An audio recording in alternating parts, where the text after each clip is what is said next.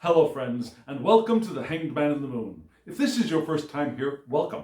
Thank you for coming. I'm pleased to meet you. If you've been here before, thank you for returning. I'm truly honored. Friends, if you are a returning visitor, you certainly know that this is my series in which I use tarot and oracle cards to help me explore topics related to living the intentional life. And for the last couple of months, since the last lunar cycle in fact, I've been using a very particular spread. A spread which is based on the Tree of Life. And it's a bit of a complex, deep, symbol-rich and intricate spread to read. And if you want to see a full walkthrough of the spread alone, if you want to see an explanation of the spread, it might be helpful. I have a video on that. So I'll put a card up here in the video for you to click on and hop over to there and check out my explanation of the spread, because it is pretty intricate. And it's based on the Tree of Life, again, which comes to us from ancient Mideastern mystical traditions. And as it is based on the Tree of Life, I think this week's spread is very informative. But before we get into the spread, let me tell you a story of the creation of the universe. Why am I doing that? We'll get to that in just a moment. But when we consider the Tree of Life, we're considering the creation of the universe in stages, you might say. Not in actual, first this happened and this happened, but the movement of spirit as it became matter. Yeah? And so at the very, very top of this Tree of Life, we have the Ein Sof, which is Kether. And they are different, but we can relate them together right now. It's the unity, it's the one, it's the monad. It's that from which all of this comes. It's the divine unity. Before there was anything else, there was the divine. Divine consciousness, whatever you want to call it. And then that divine monad, that singularity, that unique oneness decided to explore itself. And the way to explore itself would be to create an object. So what the divine did was the divine split itself into two different parts. Yeah? It split itself into the male and the female, into the binary. Not separated from the divine, but within the divine, part of the divine. Anyways, the divine split itself into what we often think of as the yin-yang, yang in Korean, the male-female perhaps, the positive, negative, the active, the receptive, whatever you want to call them. So, in traditional mysticism, they're usually referred to as the male and the female, the father and the mother. And the mother, we can also imagine as Sophia. And Sophia is the one who, through a process, gives eventually birth to the material universe. Sophia, yeah, gives birth to the universe. Also considered the anima mundi, the soul of the world. Why? Because Sophia does not give birth to the world somewhere out there, but Sophia creates matter and is infused with matter and does the work of matter. Why would Sophia want to do that? Well, part of it is because that was the idea of the monad when the monad decided to start splitting itself up into bits. And so one of the major bits decided to follow the creative desire of the unity to create matter. And that is the one that we call the mother. And it kind of makes sense calling that the mother, as that is the aspect that gives birth to all of this material stuff. So what do you think? Does Sophia, does the anima mundi give birth to matter because it feels like it has been enslaved? Does it give birth to matter because it feels like it has been given a task and is doing it with either resistance or being enforced to do it or being enslaved to do it? Or do you think Sophia gives birth to matter in joy and love and curiosity and wonder and delight? I think we have the choice to choose which one we want, which path we want to follow. Are we going to follow the path of enslavement? Are we going to follow the path of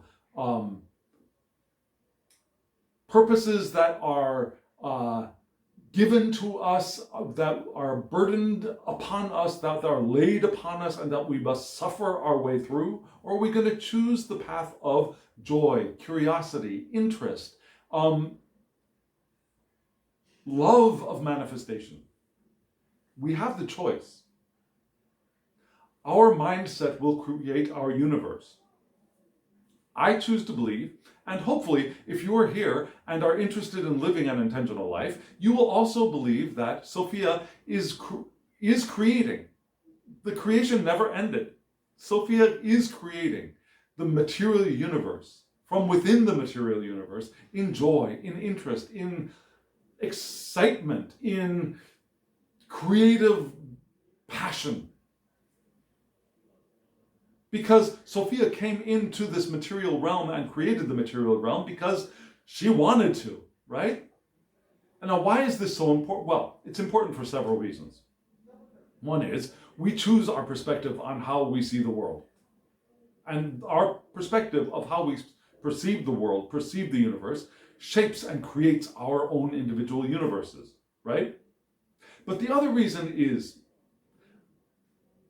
going back to living an intentional life. Now, the power of intention is I describe it as a powerful flowing river of energy, of intention. And we have full access to it if we will allow ourselves to have it.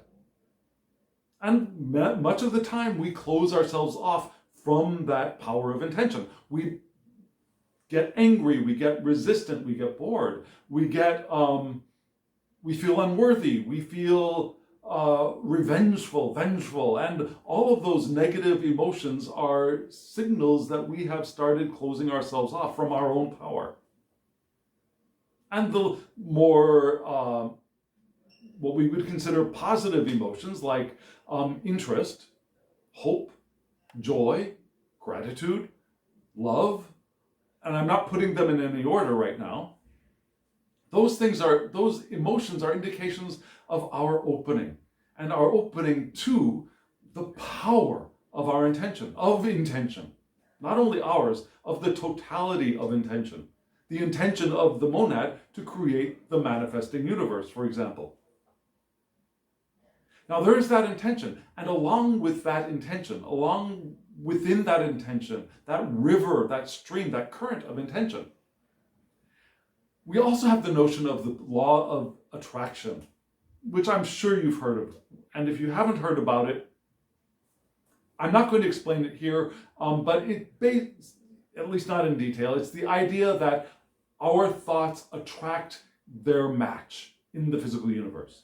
Our emotions show us how well we are using the power of attraction, but our thoughts, our imaginings, our daydreams attract the physical match in the universe. Now, this is something I wanted to bring up because people are either in favor of the concept of the law of attraction, or they resist the concept of the law of attraction because of, I believe, a very important misunderstanding. No. Let me say this. I think people who are resistant to the idea of the law of attraction are resistant to it for a very important misunderstanding. And even some people who are very in favor of the law of attraction, who feel like they are doing their best to take advantage of the power that is intrinsic to the law of attraction, some of those people also fall prey to the same very important misunderstanding. And that misunderstanding is that the law of attraction means sitting down in one place and waiting for it to come to you without doing anything. And that kind of person or that kind of lifestyle is jokingly criticized by some as a armchair astronaut or a couch potato. There are other names for it, but I want to go back to Sophia again.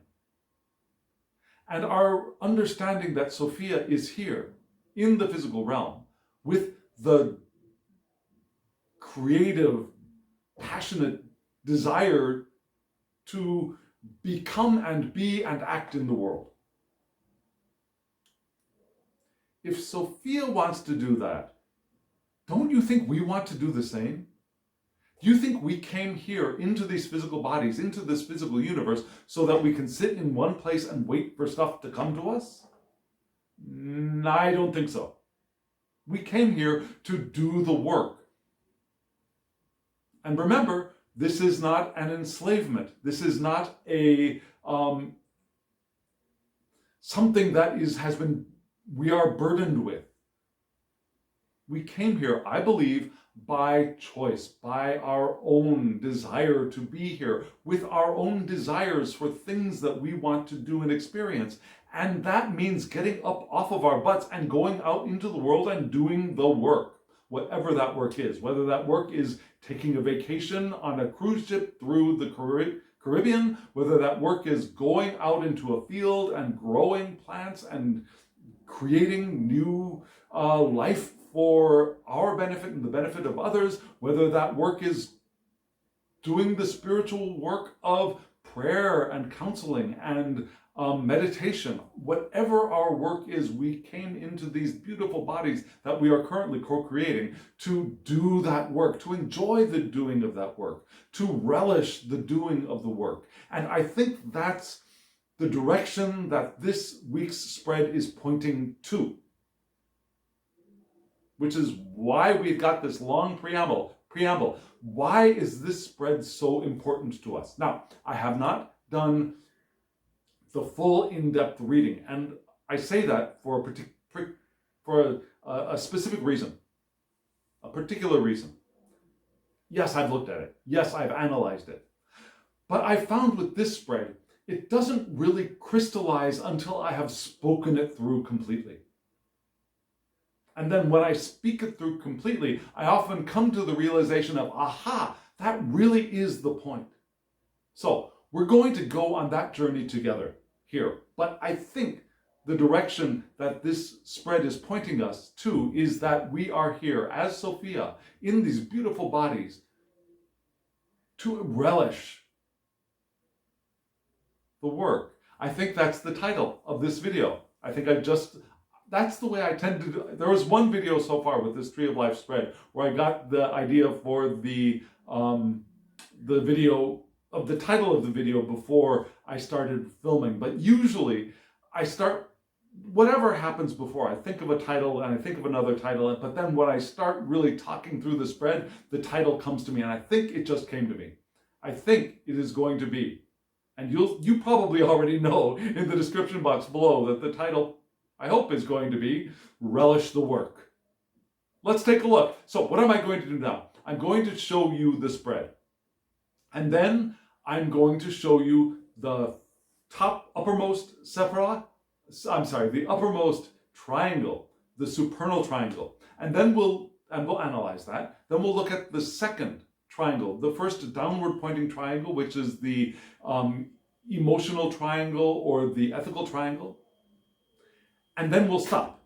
And then we'll start up with part 2, because these are 2-part videos. And in part 2, what we're going to do is look at the third downward pointing triangle, the psychological triangle or the etheric triangle. And then we'll look at the whole spread. And then we'll end.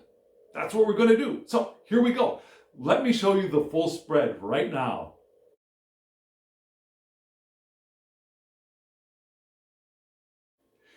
That is a big spread, right? And if you are new here, I'm sorry. Yeah, this is a vertical spread, and I'm sure you're watching on a horizontal screen. And so because it's a very long vertical spread, I have the only choice I have is, well, there are two choices. One, I show it to you upright so you get the idea, but it's very small. Or I can show it to you sideways, but I've looked at it and I don't like the way it looks sideways. So I'm showing it to you small and upright because we're going to zoom in to the important sections of this spread in just a moment. But it's a gorgeous spread, right? And if you're curious about the decks that I'm using, as always, there will be a short video at the end of this video, a short clip at the end of this video, giving you the names of the creators and the names of the decks. And also in the description box below, there will be links so that you can go and check out the decks on your own and perhaps purchase one or most of them.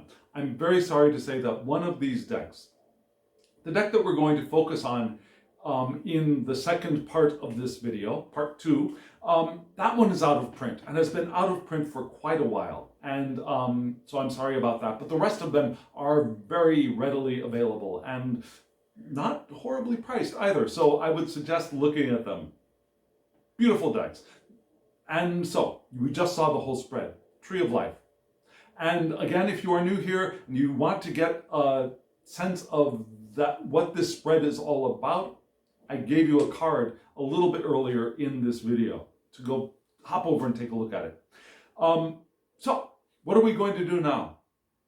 Beautiful spread. We're going to look at the top triangle, the supernal triangle, right now. Here we go.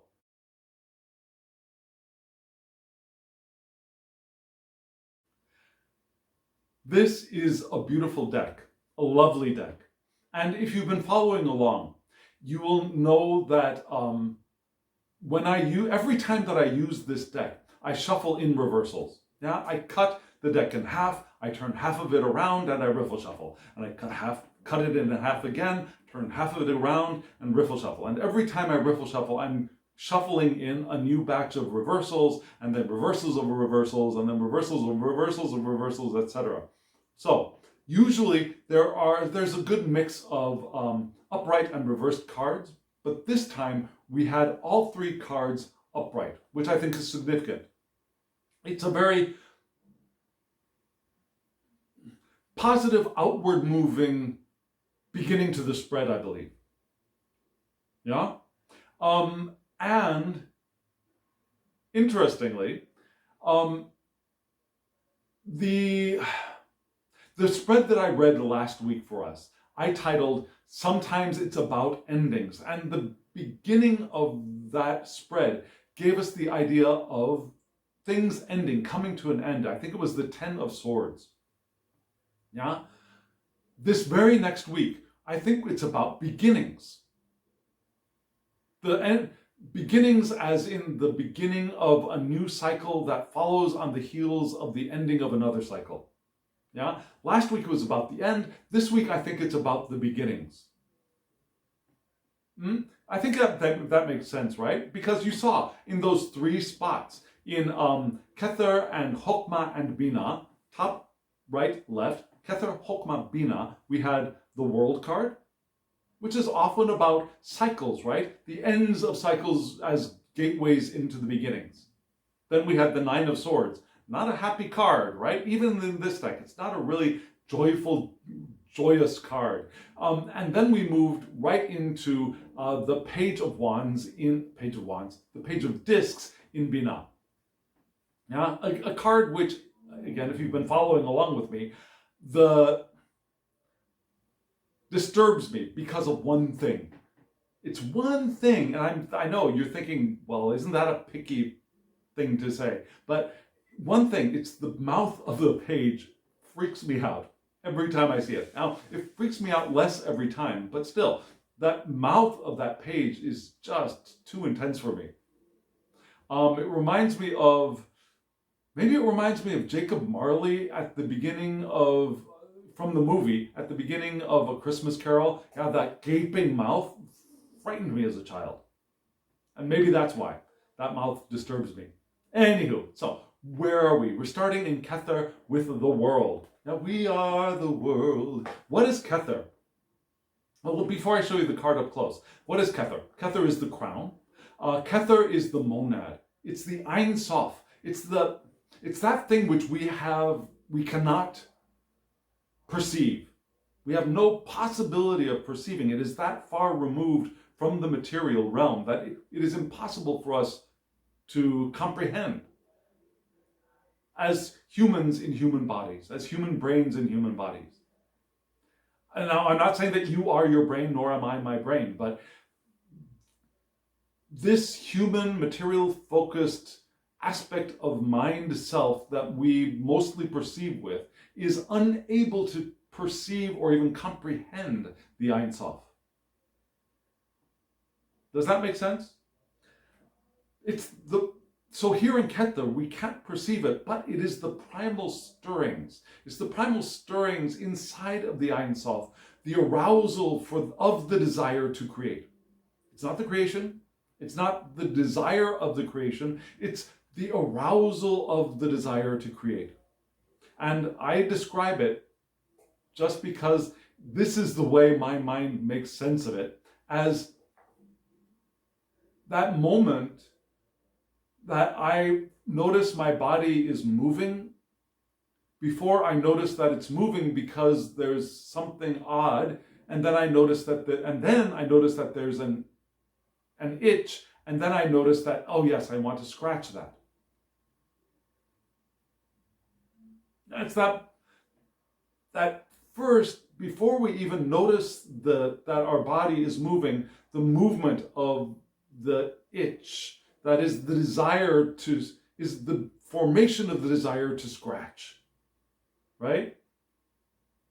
So at that moment, it's still imperceptible, but it's ready to start moving into the physical world. It's beginning to be ready to move into the physical world. That is Kether for me. And in Kether, we had this beautiful, beautiful world card, right? Lovely.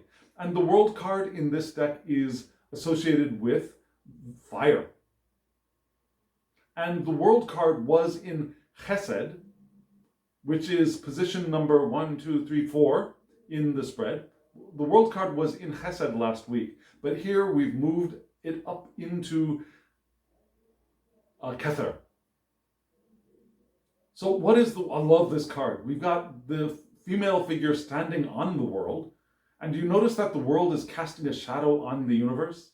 Yeah, the light of the sun is beaming down strong on both the planet and on the female figure standing on the planet, and casting a shadow on the rest of the universe, down there in the corner.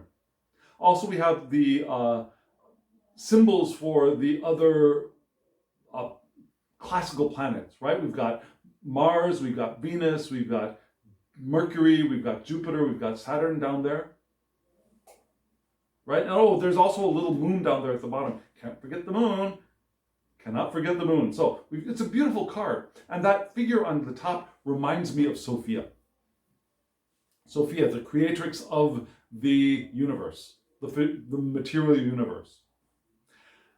This card is also associated with Shin, the Hebrew letter Shin, which means tooth or teeth. Yeah? In the world, we can bite on, we can grasp onto something with our teeth. We can sink our teeth into something. We've gotten that far into it, perhaps. It's also the idea of steadfastness. Steadfastness in faith, in our spiritual beliefs, in our faith in the divine. It's also the changeless one. Shin is changeless through an eternity of change. Yeah? Or change for the good. It's also the full year of all the seasons. Yeah? And this is what drives down the mother pillar, right? The Shin drives down the mother pillar of the tree of life. And so that's an interesting thing to be here at the top of the tree. The top of the tree, about ready to come into manifestation, is this drive to start moving down the mother pillar into formation. Which is where I got that idea for the rest of this spread, especially when we notice where we end up at the bottom of the tree. So that'll be interesting. Keep an eye out for that. It's also the number of 300, which is divine power. And what better place to have the divine power than in Kether, the Ein Sof, the natural seat for divine power. Now in runes, this is the card for Laguz.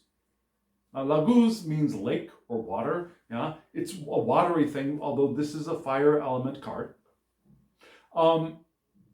It's energy, it's renewal. Good key words for the world card, right? Regeneration. Now, the world card, we've come to the end of a cycle and we're ready to regenerate. Dreams and fantasies, hidden unknown depths are also part of this, but also achieving goals. Achieving goals. So some things I think that Laguz points to that are helpful for this card particularly are, again, energy, renewal, regeneration, achieving goals. Yeah, perfect world card associations. So what is it in this deck?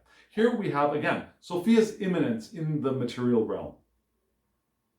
It's the presence of the divine, the creative force of the divine, Sophia, the divine wisdom in the manifest world. Also, here, Sophia gives structure to the chaos of matter.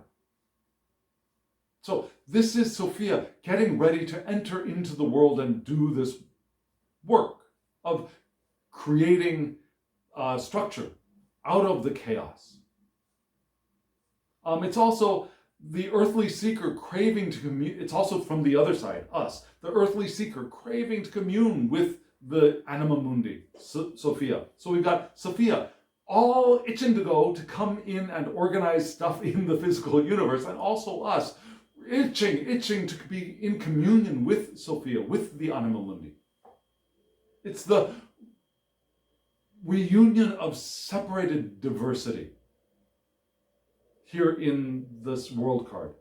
Awakening to the oneness that supports the entire universe, that it supports the individual as well.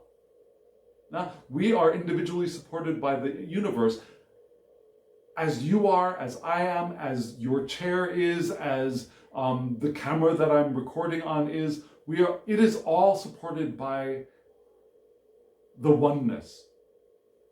As we are also individually, fully, completely, without neglect, without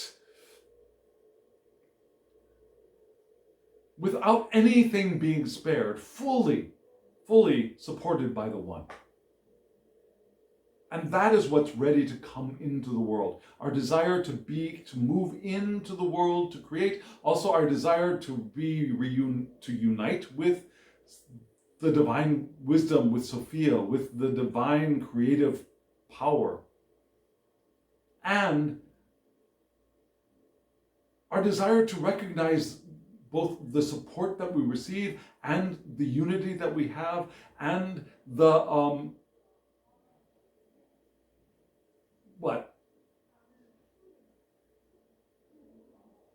the unity of the apparently separate bits of the universe. Because we, in these physical bodies, perceive nothing but separateness, right? With our hands, with our eyes, with our noses, we perceive separation. But we want to know the unity of all that we perceive as divided. Which it is. It is united, right? So this is where we're beginning this spread. Here, as the currently imperceptible nudging into the movement to the perceptible. This is coming. That's the point. This is a coming. And this moves right down into Chokmah. And Chokmah is the top of the father pillar. And Chokmah is the top of the father pillar, which is wisdom. Now, Chokmah is wisdom. I'm sorry, not the card. Chokmah is wisdom. It's the purest manifestation of energy. There are no bounds. It's boundless energy. It's boundless. Like plasma, I want to say. No, plasma can have bounds. Anyways, it's boundless energy. It's also yang energy. It's the active principle. It's the active movement from the monad of imperceptibility into the beginnings of perception. But we're not perceptible yet. We're not able to perceive it yet. But still, it's closer. It's getting closer. There's intuitive insight here of this. Our soul's intuition begins to recognize a somethingness, if that makes sense. But we still can't grab a hold of it. If you think of it somewhat like Jung's concept of the archetype, the archetypes, the archetypes. Is that right? The archetypes. That's right. Yes, the archetypes within us. Yeah, there's the archetype of the one, of self. There's the archetype, the mother archetype. There are other archetypes within us. But those archetypes we cannot fully apprehend, we cannot grasp, we cannot fully understand them because they are archetypal.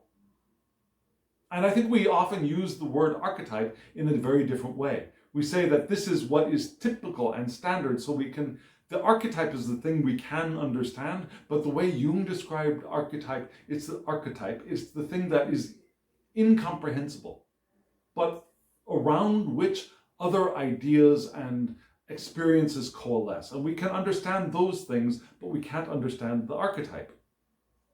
And that's one way that we can think of Hokmah, I believe, here. It's that we can't perceive what it is, but we can perceive that there is a there-ness there. It's like, okay, so have you ever been in a place where there is fog? Have you ever been in a place where there is fog? And various degrees of fog. And sometimes you walk out and you notice that things might seem a little bit different, and then you notice, there's a fog here. It's not a thick fog, but there is moisture in the air that is just barely, that is perceptible, but you can't really grasp it yet. That's another way you can imagine, I believe, Hokmah. Intuitive insight, again, boundless impulses of creation, still unable to be grasped. And what can we not grasp yet, but we can start to sense that there is something there more? And that is this Nine of Swords card. And the Nine of Swords in this deck points to Gemini, the Gemini decadent of Gemini, in fact, and its subruler Mercury, through which the mutable aspect of mutable air's attributes enter the world. The mutable aspect of mutable air. So this is supersized Gemini in this card, which we would often think of as could be a very positive thing, a very active thing, a diversity, cleverness, ready to get out there and think about stuff and communicate about stuff and explore stuff, right? Mentally explore stuff. And yes, there are aspects of that. However, Gemini is also the first air sign in the cycle of the zodiac. And here we realize that Gemini is not quite ready. Yeah? And here in this card, what do we see? We see the moon above, we see the landscape below, and we see this noble eagle which is chained below. Apparently trying desperately to take flight, but unable to do so because the creature is chained, right? So one way to perceive this card is captive nobility. Yeah? Our soul longs for open sky, but is unable to free itself from the chains or shackles of the material. Let me quote from the guidebook here, because I thought this was really telling. Soul's native wit and intelligence crashes up against the limitations of matter. Yeah? Soul's native wit and intelligence crashes up against the limitations of matter. So it's this yearning, this free, noble, expansive mind that has newly birthed into the world, and then it realizes that, wait a second, I'm stuck in all of this stuffness, you know? So here, mutable air is seething against confinement. Yeah? The confinement of bodies, but not only bodies, the confinement of ego, the confinement of gender, perhaps, the confinement of aspects of time and space, and all restrictions that are part and parcel of being in physical bodies in a physical universe. Yeah? This eternal mind has come in and it's like, wait a second. Was this really what I wanted? I was floating free and able to go anywhere I wanted to go and be anything I wanted to be, and now I'm in there are these walls of this body and this society and space and time, and what the heck? Yeah? So at the first there's like this balking of, wait a second, here. Railing against also this zero-sum mentality of society. You win, I lose. I win, you lose. Now that is also part of this card as well. There can't be winners on both sides, according to some people, and that perception frustrates the Gemini. Feeling that our mandate to freely individuate has been violated here because we've been chained to aspects of reality, if that makes sense. So this is the energy, the quality that is just beginning to be perceived as Sophia, or us as Sophia, enters into the world, into the physical, and then realizes, wait a second, I wasn't expecting this. Now, that mind that is limited has probably disassociated itself from the part of the mind that knew what it was getting into, right?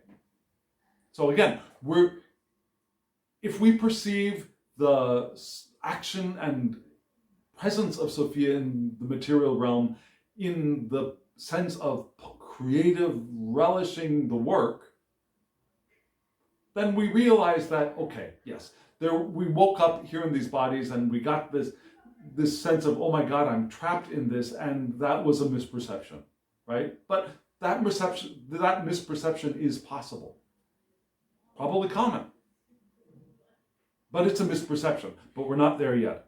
Yeah, so we had this is our wisdom card. Our wisdom is saying, wait a second, I'm trapped. So we move from wisdom to understanding. And our understanding is the top of the mother pillar, which is the top of the pillar of severity. This is Binah. It's our understanding. It's the mother energy. It's the yin, the receptive energy. The womb of creation is here. It hasn't opened to creating yet, but the womb is here. It receives the energy from Hokmah. And what does it do? It takes it within the womb, and now don't take this the wrong way, like a house of mirrors. I'm not saying your womb, if you have one, is like a house of mirrors, like a fun house, a crazy place. That's not what I'm saying. But like a house of mirrors, what it does is it takes that energy and it starts bouncing it around. And as it bounces around, it does several things. One, it creates diversity. It also ramps up the energy of that energy. And it gives it the beginnings of form, of shape. Yeah? There is now a container for it. The womb, a container for that energy. So what was boundless and formless in Hokmah now is starting to have some kind of shape. It's the container. Also, diversity. Yes, I mentioned the diversity. Yes, and complexity. Diversity and complexity. Like, some of those mirrors are actually prisms. So the light breaks up into all these different colors, which split up into more colors, more energetic, more diverse, more powerful, and yet more formed. And what do we have there? We have this beautiful page. And in this page, like I said, there's that mouth, but don't freak out about the mouth like I do, because it's a beautiful card. It's a beautiful image. We got the sun up above. We got this wonderful dragon creature curling around the feet of the page. Looks to me like a pet. Reminds me a little bit, I know this is weird, but it reminds me a little bit of the dog on the Fool card in, for example, Pamela Coleman Smith's rendition of the Fool card. Yeah, that little white puppy nipping at the heels of the Fool. This kind of reminds me of that, and don't ask me why, it just does. So I get Fool energy a little bit from here, but this is the page of discs, which is the winter page. All of the pages in this deck are seasons. So the discs page in this deck is the season of winter. The pages are also the servants of the queen. So this page is the servant of the queen of discs, which is interesting, right?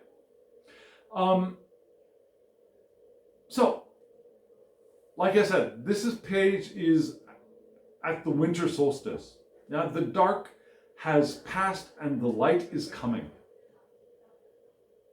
Now, the dark of perhaps the formless is now moving into the light of created reality. And the first action of the divine, at least in the Christian tradition, was let there be light, right? So here we have let there be light in a card. He brings closure to the past and plants the seeds of opportunity for what is to come. Now in this deck, at this moment, this is the time for planting of seeds for the future growth of our future lives, of the future cycle of our lives.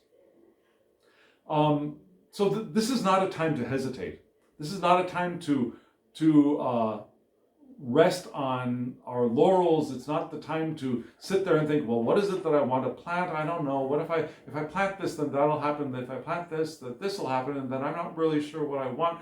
This is not the time for that. This is the time to start doing the stuff, because fortune favors the bold. Take a chance. And if what starts growing you don't like, you can cut it off. You know? And my mind suddenly went somewhere I don't think we want to go, so I'm not even going to take you there.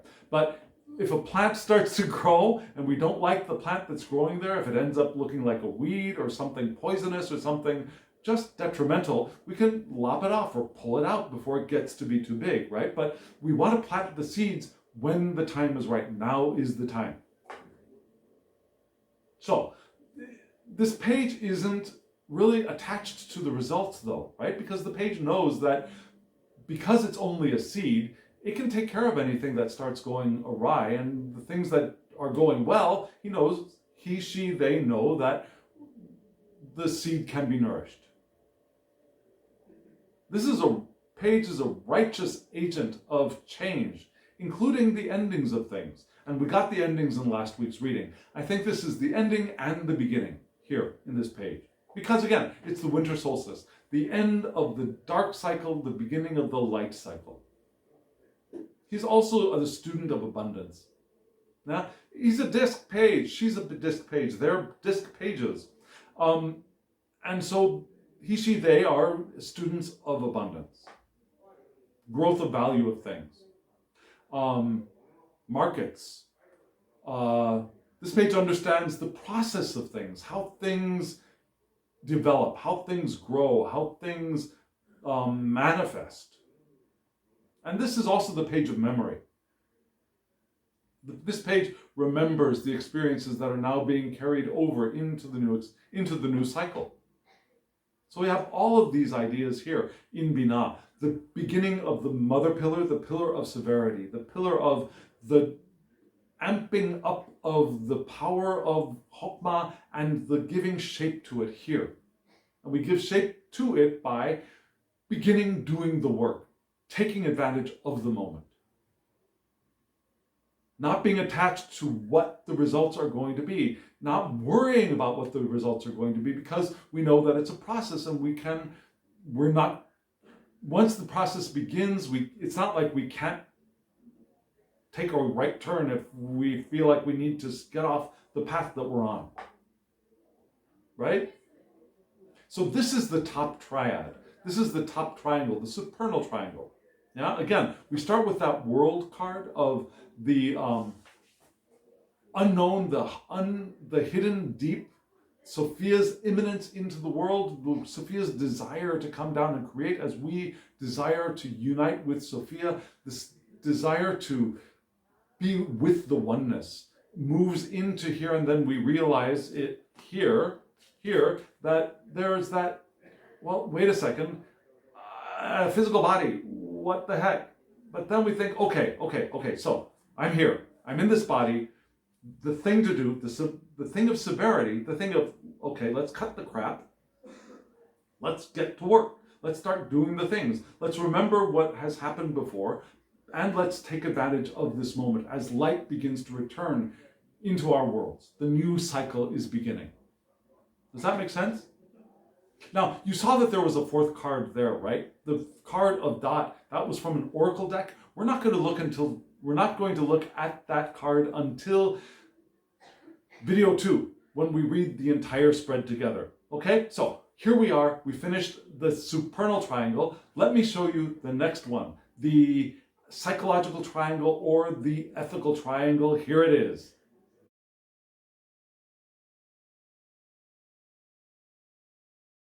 So that was the emotional triangle or the ethical triangle. Yeah? And what do you think of that deck? Isn't it gorgeous? I love the intensity of these colors, particularly because other Egyptian tarots generally tend to be very monochromatic, which is fine. I love the black and white editions or the sepia on yellow editions. They're wonderful. But, this one deck of this burst of rich colors is also just, I love it. It feeds my soul, as they say. So we had the 3 cards, right? In the upper right, in Hesed, we had the 6 of Cups. And then in Gevurah, we had the Hanged Man, or Sacrifice. This card is otherly named. And then in the Tiferet, we had the 5 of Discs.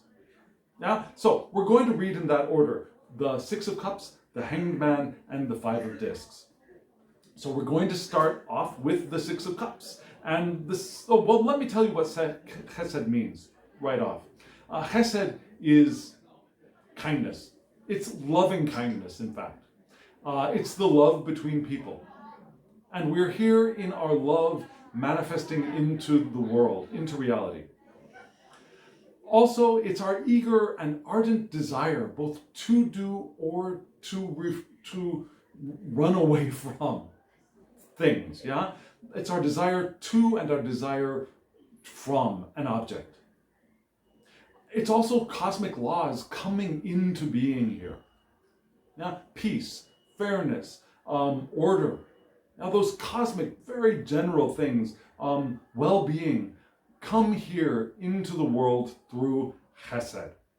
And again, it's on the Father pillar, it's on the pillar of mercy. And so loving kindness being at the center of the pillar of mercy makes absolute sense, doesn't it?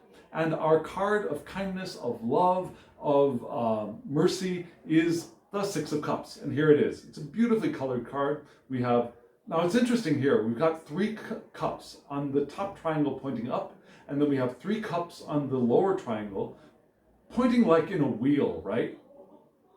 Which is interesting, I think. And in this deck, the 6 of Cups is associated with Jupiter in Capricorn. Jupiter in Capricorn. And I just want to give you a heads up.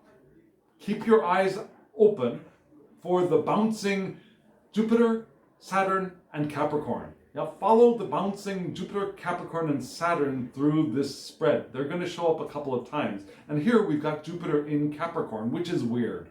I'm sorry, it's just, from what I have studied, the way I studied astrology, it's just weird for me. Yeah? Because Jupiter should be in either, the homes for Jupiter should be either, so Jupiter is not in any of the earth signs. That's what I'm trying to move to. Jupiter is not in any of the earth signs, and here it is in an earth sign. And I could go through all the list, but there's no point in going through the list right here. It's just a weird thing for me having Jupiter in this very, very earthy sign of Capricorn. So what does it mean? Now, it means things from the guidebook written by the author of the deck from which this was drawn, means much indecision in love affairs, for one. Caution to listen to the heart and or our conscience. Because of that indecision, I believe. Thoughts are limited to our realistic ideas that can manifest here. Now, our thoughts, we want to limit them to the ideas that have the potential to manifest, which kind of makes sense when we just had, which card was that? In the page of discs in Bina. In Bina, we had the page of discs, which kind of points right to this idea of the realistic ideas that can manifest. Okay, we're going to get to that later on in the spread, I think. So here we go. That's the idea. Also, making careful plans and sticking to them. Engaging our persistence with our choices is part of this card, which makes sense because, again, they associate Capricorn with this card.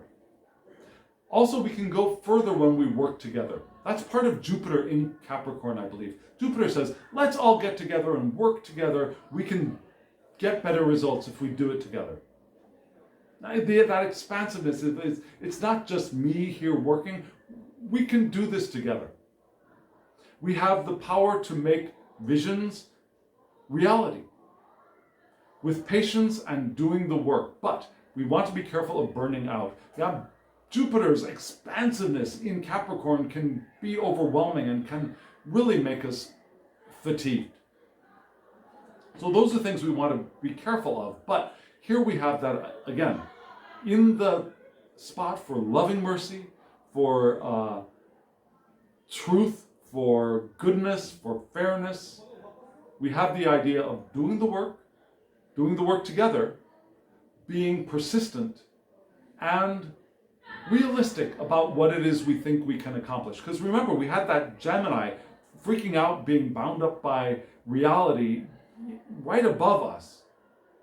And here we're like, okay, well then let's focus on what we know we can do. Of course, not being attached to the results, which we got from the page of discs, right?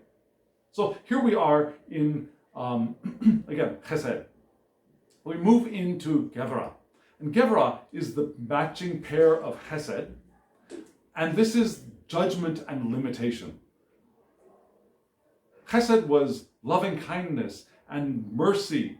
And here we have its partner of limitation, judgment, but also strength, the strength of limitation. Just as Bina put limits on Chokmah, here Gevra is putting limits on Chesed. And in giving limits, it also gives it energy, in a way. We act in concert with Chesed to form reality. Now, these two are partners. They're all partners.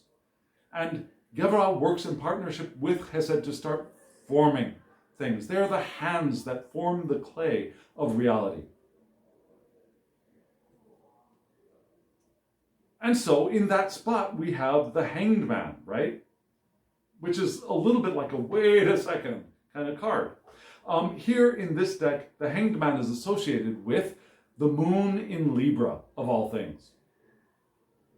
But we also have Hebrew letters here, right? We've got Lamed. Lamed is the ox goad, the thing that you use to prod your ox to get it moving. Also the idea of learning and teaching, that pairing of being both the learner and the teacher.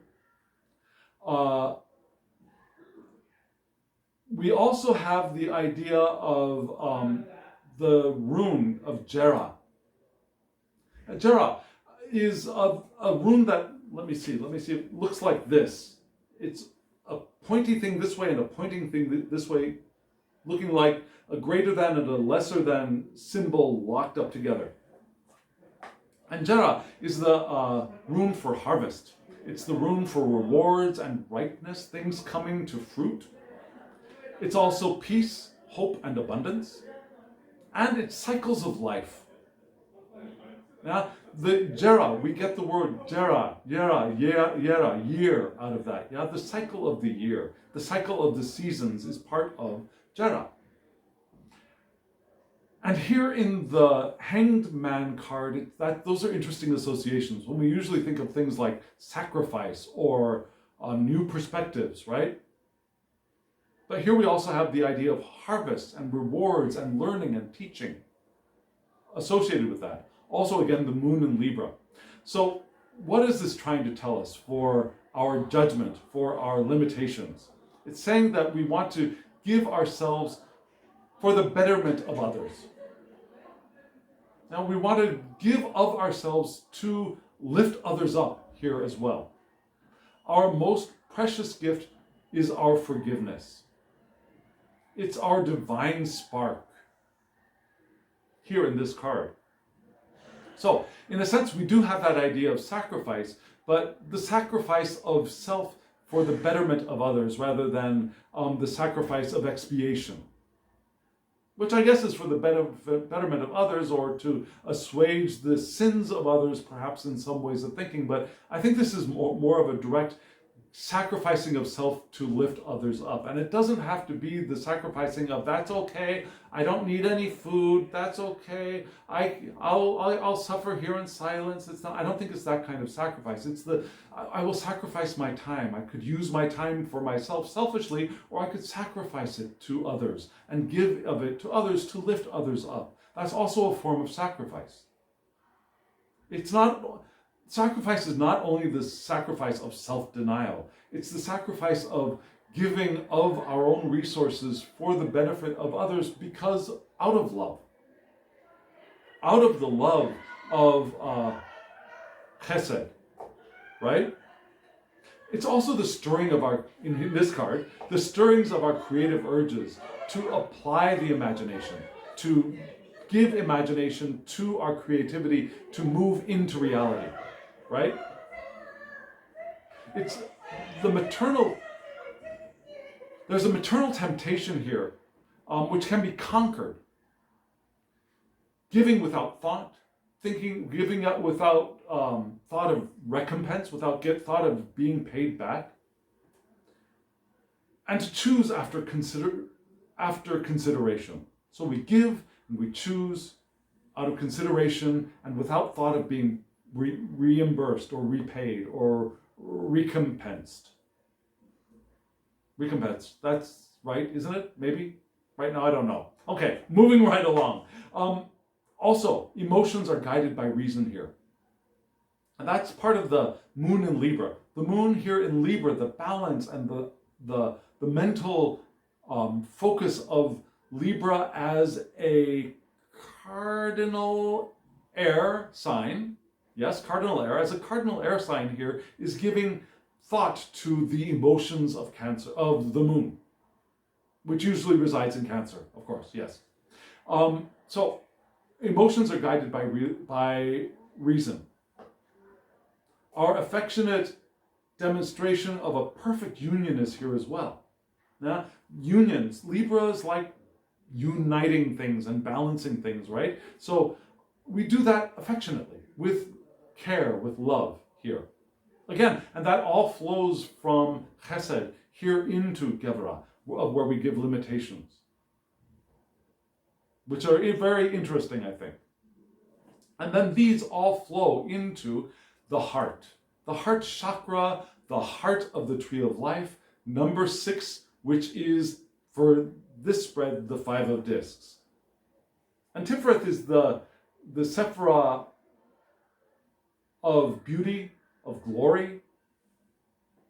This is where creation flows forth. This is where force gets turned into form as it moves down the tree of life, and Form gets turned into force as it returns back up the tree of life. The sixth sephirah, Tiferet, is connected to all of the other sephiroth. The sephirah of Tiferet is connected to all of the other sephiroth. Sephiroth is plural, sephirah is singular. The sephirah of Tiferet is connected to all of the other sephiroth in the tree of life. So this is the way station, not the way station. This is the transmutation point, the central transmutation point of the tree. And we have, again, the 5 of discs.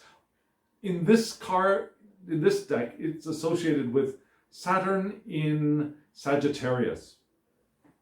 And actually, Saturn does belong in... No. Saturn does not belong in Sagittarius.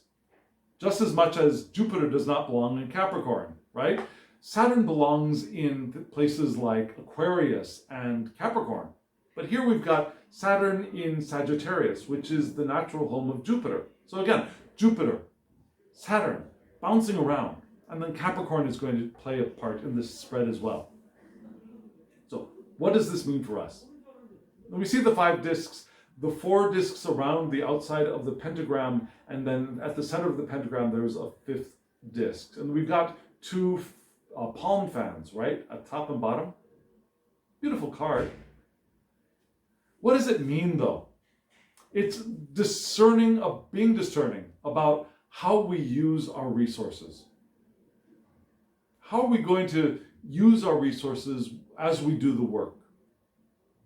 We want to be careful. We don't want to just start, hemorrhaging money or hemorrhaging resources at what we're doing. We want to use our resources with care, with selection. We want to also be sure that the way that we get our resources is also fair and just. Yeah? We want to have clean money, no dirty money, right? We want to be clear about our ethics here as well. And ensure that the morality that we have learned and we have embodied and we have taken within ourselves is what informs our actions. Now, we act from both our morals and our ethics. We are discerning about where we place our resources and how we have gotten our resources in the first place. It's time to ask what we believe in here. Good question to have for the heart. What do we believe in? So take time to consider our interaction with society, legally, spiritually, educationally, religiously, culturally. How do we interact with those aspects of society that we do interact with? Not all of us interact with the religious aspect of society, and I'm going to rephrase that. We all interact with the religious aspect of society. Rejection of it is an equal way of interacting with it. Our pushing it away is an interaction. Now, if we did not recognize there was even a thing such as religiosity or religion, then that would be an entirely different thing. But if you're watching this video, you're certainly one of the most of the planet that recognizes that there is religion out there and that we can either accept it, reject it, choose one or the other, or we are born into it. We are interacting with it, whatever we do, whether we're immersing ourselves in it, rejecting it, or struggling around it. So we want to consider our interaction with all aspects of society that we recognize, because we are interacting with all of them, whether we're accepting them or not. We want to build up our library of knowledge as well. But remember that we want to also enjoy where we are, who we are, and what we are doing. That's also part of this 5 of discs, which is very different from the 5 of discs in perhaps Waite-Smith deck, the deck drawn by Pamela Coleman Smith, where we have the 2 people out in the snow struggling. One is bandaged. They're not dressed well for the weather. They're walking by beautiful building with stained glass windows, and that's not this card. This card is considering how do we interact with that structure of the building with the beautiful glass windows. How are we interacting with education in our society? And are we enjoying what we're doing while we're doing it? Are we enjoying who we are being as we are doing it? Are we enjoying where we are as we are doing it? All of those considerations, in addition to how we are doing it and how we get the resources that we spend and where we're putting those resources. All of that is part of the heart of this entire spread. Right? Relishing the work. This is the heart of relishing the work, I think. Does that make sense? So this was the emotional triangle. And in this emotional triangle, we had cups, we had coin, we had a major, pointing to all of those aspects of our reality. And these are aspects that we are, in the tree of life, we can begin to apprehend. Now, they're not formed into matter yet, but we can begin to apprehend these psychologically. Emotionally. The psychological spread is about to come. The psychological triangle is about to come. And we're going to see that in part 2. So friends, here we are at the end of part 1. Thank you for being here. If you are still here, hit that thumbs up button so that YouTube knows that you got something out of it and other people might get something out of it. It helps the channel. Subscribe if you haven't subscribed, and hit that alarm bell so you get notifications of when I upload videos. I'm still only able to do 3 a week. That's how my life is going this spring. Oh, and comment below. I would love to hear from you. What do you think? Does this make sense? Does it not make sense? Do you have questions? Do you have answers? Let me know in the comments below. I'd love to hear from you. Oh, and if you want a private reading from me, my email address is below. thehangedmaninthemoon@gmail.com. Send me an email. We'll get you whatever kind of reading you want. 3-card spread, this huge tree of life spread. I can do it in about a half an hour on a one-to-one basis. You can do it by Zoom, by email, by just video, whatever you want. I'm here for you. Let me know. So friends, thank you. And in just a bit, you'll see the names of the decks and the creators, remember? And now, as always, I wish you love, joy, well-being, and pure awareness. Thank you.